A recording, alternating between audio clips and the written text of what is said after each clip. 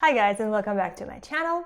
In this mini lesson, we'll try to figure out the difference between yet and still. At first glance, these are two very different adverbs, but still they often cause a lot of questions among English learners. There are situations in which yet and still are used in a similar way to convey similar ideas, and that's why English learners get confused. The adverb yet is used to speak about something that the speaker is waiting for, but that hasn't happened so far. Yet is mostly used in negative statements and in questions.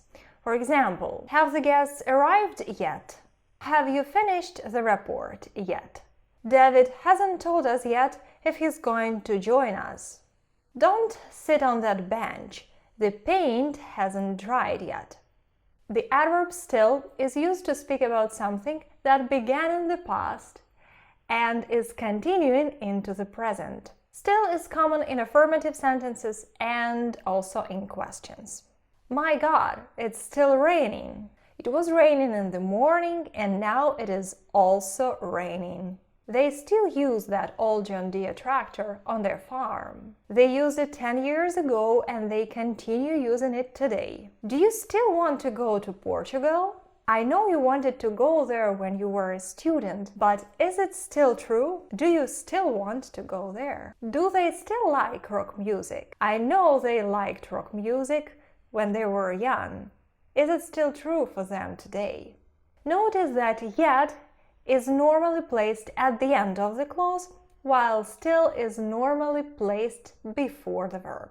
Apart from what has been said, there is a situation where yet and still can be used interchangeably. Both these adverbs can be used to speak about something that wasn't true in the past and still is not true today. This is where yet and still converge. However, there is a slight difference between them. Negative sentences with yet speak about something that hasn't happened up to now. We haven't packed our bags yet. Or my neighbor hasn't sold his van yet.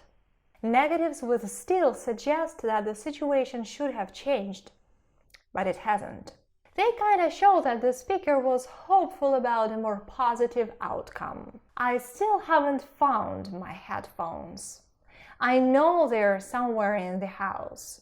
Basically, what the speaker wants to say is that he or she has been looking for his or her headphones for a while. He or she hasn't found them yet, but they still cherish some hope for finding them in the nearest future. In addition to that, sentences with still include the sense of impatience that sentences with yet do not have. I still haven't read the book she gave me. It's high time I finished reading it because I need to give it back.